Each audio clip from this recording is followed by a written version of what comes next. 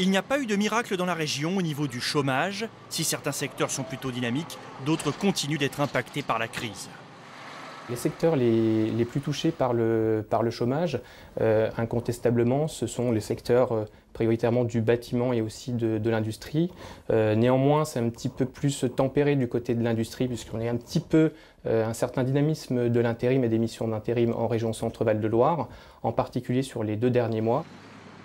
Le bâtiment est touché et en premier lieu les travaux publics, notamment la voirie ou les aménagements urbains.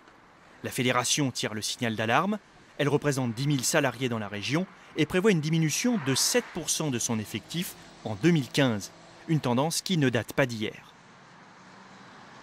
Ce n'est pas un exercice donné. Déjà, sur les 3-4 derniers exercices, les effectifs ont tendance à baisser.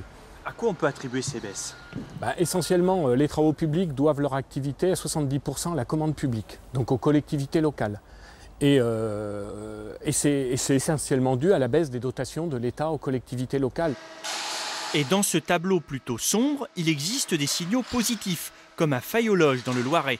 Les dirigeants se sont lancés il y a quelques années dans la réparation d'enseignes lumineuses. Ils emploient ainsi des salariés, dont certains avaient été licenciés par de grosses structures. Pour parer à toute crise, les dirigeants ont créé plusieurs entités, chacune spécialisée dans un domaine.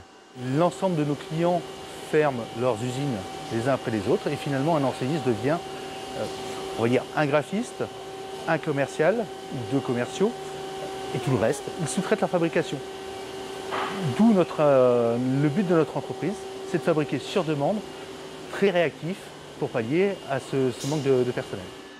Mais cette belle histoire reste une exception dans ce secteur. Ce sont avant tout les entreprises de services qui recrutent aujourd'hui dans la région, l'hôtellerie, la vente ou encore les transports routiers.